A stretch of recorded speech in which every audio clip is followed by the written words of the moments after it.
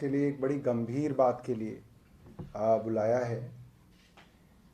जैसा कि आप जानते हैं कि दिल्ली के चुनाव से पहले भी दिल्ली के चुने हुए मुख्यमंत्री के ऊपर कई बार हमले हुए और उन हमलों के बाद हर बार भाजपा की तरफ से ये कहा गया कि जनता बहुत नाराज है इसलिए ये हमले हो रहे हैं। तब तक तो नेताओं के ऊपर हमले की बात हम लोग सुन रहे थे। आज दिल्ली के अंदर ऐसा अराजकता का माहौल भारतीय जनता पार्टी के शीर्ष नेतृत्व ने बना रखा है कि एक चुना हुआ मुख्यमंत्री अपने ही घर में लगभग हाउस अरेस्ट है और दिल्ली के उप मुख्यमंत्री जब अपने घर में मौजूद नहीं थे तो भारतीय जनता पार्टी के कार्यकर्ता या ये कहा जाए भारतीय जनता पार्टी के गुंडे उप मुख्यमंत्री की गैर हाजिरी में, जब उनके घर में सिर्फ महिलाएं थी, उनके घर पे उन्होंने हमला किया अभी से थोड़ी सी देर पहले। और सबसे गंभीर बात यह है, केंद्रीय गृह मंत्री अमित शाह, जिनका खुद का ट्रैक रिकॉर्ड बहुत आलीशान है, वो पूरी की पूरी उनकी जो पुलिस है जो सीधा सीधा उनके पास आती है, अमित शाह जी अपनी पुलिस के जरिए दिल्ली के चुने हुए मुख्यमंत्री और उप मुख्यमंत्री के परिवार वालों की भी हत्या कराने के लिए तैयार दिख रहे हैं। जिस तरीके का हमला आज उप मुख्यमंत्री के घर पे हुआ, मुझे लगता है कि इस तरीके के प्रदर्शन कभी किसी के घर पे नहीं किए जाते, दफ्तर पे किए जाते हैं और घर पे भी तब किए जाते हैं अगर तो वहां पे जिसके लिए आप प्रदर्शन कर रहे हैं वो आपका प्रदर्शन करने वाला पात्र वहां होता है। और जो पुलिस होती है जो वहां पे सिक्योरिटी के लिए लगी होती है, उसको पहले से जानकारी थी कि आज भारतीय जनता पार्टी के लोग यहां पे हमला करने के उद्देश्य से आ रहे हैं। बैरिकेड को जानबूझ के भाजपा के कार्यकर्ताओं के लिए हटाया गया, उनको रास्ता दिया गया, उनको अंदर जाने दिया गया और फिर उनको गेट तोड़ने दे दिया। ये सारी की सारी वीडियोस जो हैं वो हम आपको दिखाएंगे कि किस तरीके से दिल्ली पुलिस के पूरे संरक्षण के अंदर आज उप मुख्यमंत्री के घर पे उनकी गैर हाजिरी में हमला किया गया। और मुझे लगता है कि ये सीधा सीधा जो है उनके परिवार को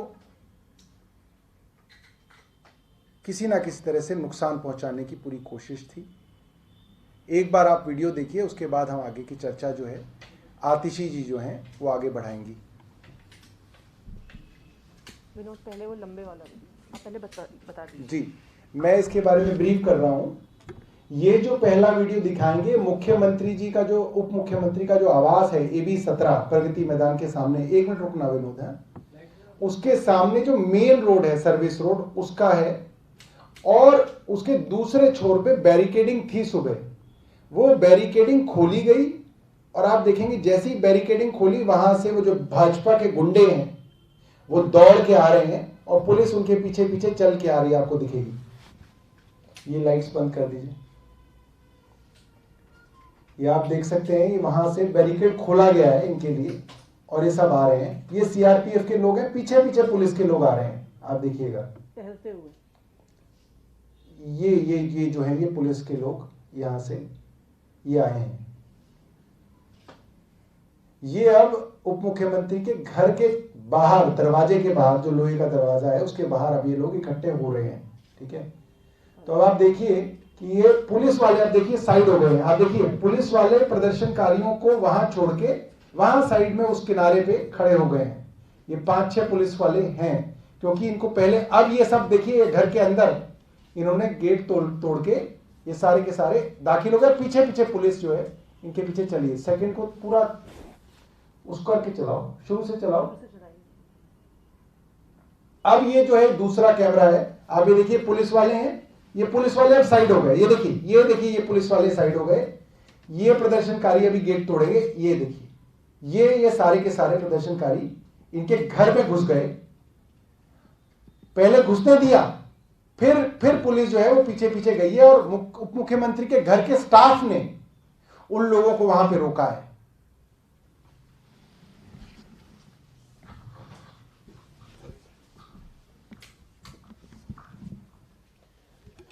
आज सुबह जो उप मुख्यमंत्री मनीष सिसोदिया जी के घर पर AB 17 मथुरा रोड प्रगति मैदान के सामने जो है, जो घटना घटी है, मुझे नहीं लगता कि दिल्ली के राजनीतिक इतिहास में ऐसी घटना घटी होगी जहां पर पुलिस का प्रयोग करते हुए, पुलिस की सांठ-गांठ के साथ, उनके पूरे प्रोटेक्शन में भारतीय जनता पार्टी के गुंडों ने सिटिंग डेप्यूटी चीफ मिनिस्टर के घर पर, उनके परिवार वालों पर हमला किया है।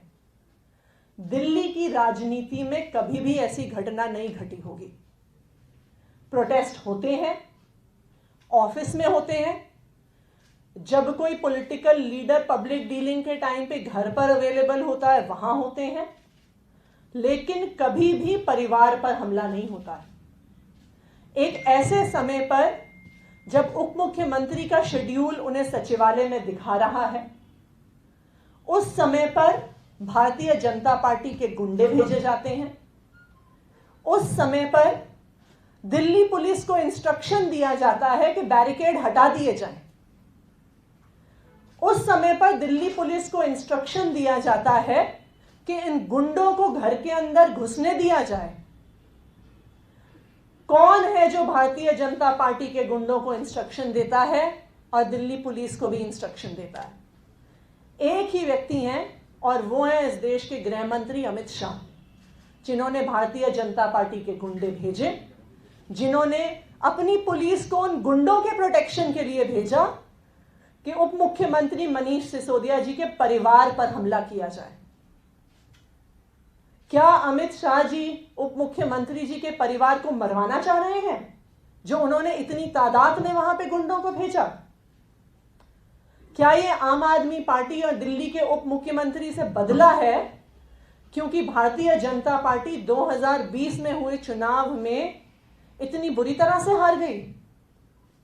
क्या ये बदला है कि उन्होंने हर संभव कोशिश कर ली, गाली गलौज कर लिया, इलेक्शन के दौरान हमले करवा दिए, लेकिन दिल्ली वालों ने अपना एक तरफा वोट आम आदमी पार्टी को दिया, अरविंद केजरीवाल जी को मुख्यमंत्री बनाया और मनीष सिसोदिया जी को उप मुख्यमंत्री बनाया? और आज जो एमसीडी के हालात दिल्ली में हो रहे हैं, जिस तरह से एमसीडीसी नाराजगी है, अमित शाह जी को पता चल गया है, क्योंकि वो आफ्टर ऑल पॉलिटिकल मास्टरमाइंड है भाजपा के। उन्हें पता चल गया है कि एमसीडी के इलेक्शन में भी वही होने वाला है जो अभी विधानसभा के चुनाव में हुआ, और वही बौखलाहट है जो उनके रोज रोज के एक्शंस में दिख रही है। अभी 2 दिन पहले दिल्ली के चुने हुए मुख्यमंत्री को भाजपा के तथाकथित प्रोटेस्टर्स ने और अमित शाह जी की पुलिस ने नजरबंद कर दिया, हाउस अरेस्ट में डाल दिया।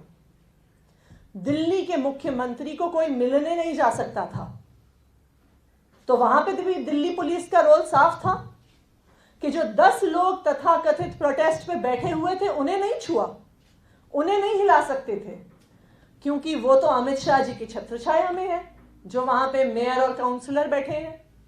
लेकिन जो 400 लोग खड़े हैं उनको रोकने की पावर थी उस पुलिस के पास। वहां पे एक बैरिकेड नहीं हिला, वहां पे एक इंसान अंदर नहीं जा पाया। वहां पे सिटिंग एमएलए अखिलेश पति त्रिपाठी के साथ बर्बरता के साथ मारपीट की गई कि वो बेहोश हो गए, लेकिन भाजपा वालों को नहीं छुआ।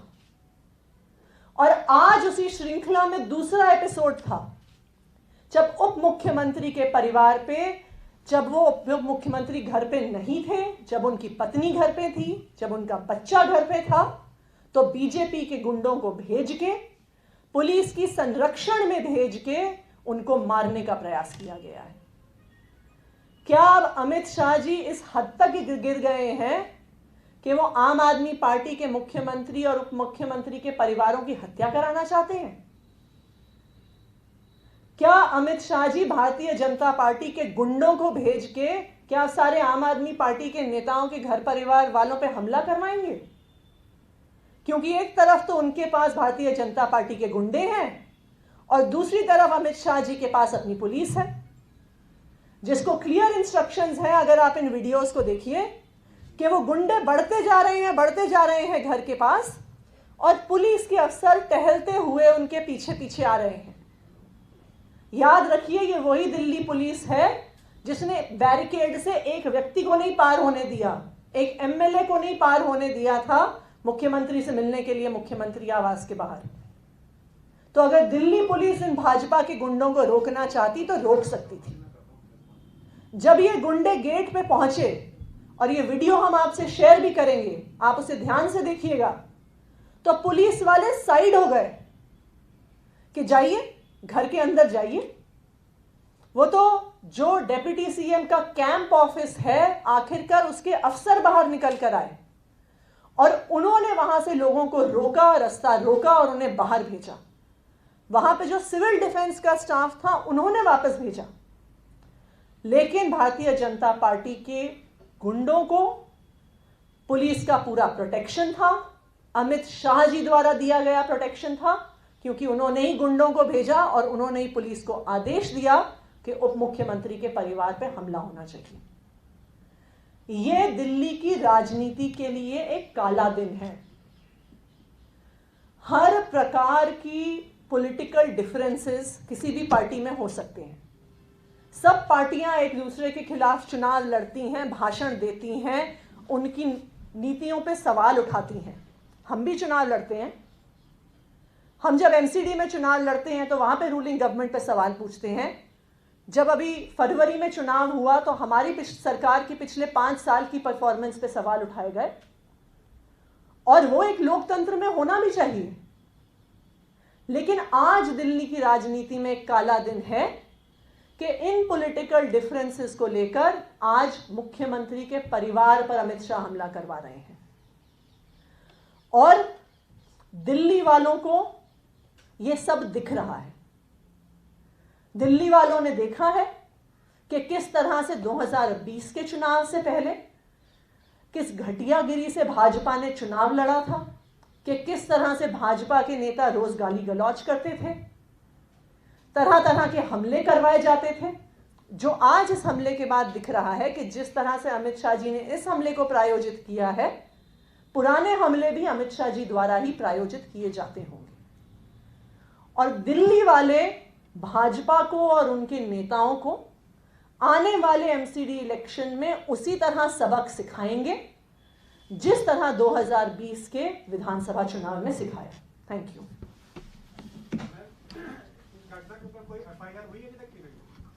अभी जो ऑफिसर्स हैं, जो मौजूद थे, जो विटनेसेस हैं, वो भी इस मोमेंट पे जो सीसीटीवी फुटेज हमने आपको दिखाई है उसको लेके एफआईआर फाइल करने के लिए जा रहे हैं। कोई अरेस्ट किया गया अभी तक? किसी को अरेस्ट किया है कोई भी? आपको इस फुटेज को देख के लग रहा है कि कोई अरेस्ट होने वाला है? पुलिस एक एस्कॉर्ट की तरह चल रही है भाजपा के गुंडों के साथ, उनके लिए रास्ता बना रही है कि अब जाके गेट तोड़ो। वो घुस जा रहे हैं उप मुख्यमंत्री के आवास के अंदर, जहां पे उनकी पत्नी और उनके बेटे घर पे थे। पुलिस मूक दर्शक की तरह वहां पे खड़ी हुई देख रही है, और ऑफिसर्स, अनआर्म्ड लोग अपने ऑफिस से बाहर निकलकर उन गुंडों को रोक रहे हैं। तो आप ही बताइए क्या अरेस्ट होगा? मैम, ये सीएम के हाउस अरेस्ट के ऊपर आप क्या कहना चाहोगे? जो उनका हाउस अरेस्ट किया गया, भारत बंद के दिन, उस पे आप क्या बोलेंगे? देखिए, ये भाजपा की बौखलाहट है। ये भाजपा की बौखलाहट है कि वो मुख्यमंत्री को हाउस अरेस्ट करने की कोशिश करते हैं। ये भाजपा की बौखलाहट है कि वो उप मुख्यमंत्री के परिवार पे हमला करवाने की कोशिश करते हैं। उनको पता है कि दिल्ली में आम आदमी पार्टी की सरकार से दिल्ली की जनता खुश है। उनको पता है कि एमसीडी में जिस प्रकार का काम हो रहा है, दिल्ली वालों ने मन बना लिया है कि उनको एमसीडी से बाहर निकालना है। तो हर तरह के हथकंडे अमित शाह इस्तेमाल कर रहे हैं। आतिशी, एक सवाल है, खाद्य आपूर्ति राज्य मंत्री हैं और महाराष्ट्र सांसद भी बीजेपी के, उन्होंने बयान दिया है कि ये जो किसान आंदोलन हो रहा है इसके पीछे चीन और पाकिस्तान है। बताइए इस ऐसे हास्यास्पद सवाल का क्या जवाब दिया जाए? ये उनके ही सवाल है मैम। तो मैं उनसे आग्रह करूंगी जो खाद्य मंत्री हैं कि वो थोड़ा सा अपने समय अपनी वीआईपी रेजिडेंस से निकाल कर सिंघू बॉर्डर का एक चक्कर लगा के आए, टिकरी बॉर्डर का एक चक्कर लगा के आए, गाजीपुर बॉर्डर का एक चक्कर लगा के आए। वहां पे जो नज़ारे हैं वो दिल दहलाने वाले हैं। किलोमीटर दर किलोमीटर ट्रैक्टर ट्रॉली में पूरा अपना घर परिवार का सामान बांधकर इस ठिठुरती हुई ठंड में जो हजारों की तादाद में किसान वहां पे मौजूद हैं, अगर वो चीन और पाकिस्तान के एजेंट हमारे मंत्री जी उन्हें मानते हैं तो उनको नमन है। उनको कहिए कि जाके किसानों से बात करें, उनका दुख दर्द समझें। कोई अपना घर नहीं छोड़ना चाहता है इस ठिठुरती हुई ठंड में। अगर वो किसान यहाँ पे आए हैं, कोई नहीं रहना चाहता ट्रैक्टर ट्रॉली में। अगर वो किसान यहाँ पे आए हैं इसलिए आए हैं क्योंकि उनकी मजबूरी है, क्योंकि उनके पास और कोई चारा नहीं बचा। वो अपने अपने स्टेट्स में पिछले महीने भर से आवाज़ उठाते उठाते थक गए। केंद्र सरकार ने उनकी एक नहीं सुनी और आपके मंत्री जी को शर्म आनी चाहिए ऐसा बयान देते हुए। बहुत हो गए सवाल, काफी हो गए। हाँ जी।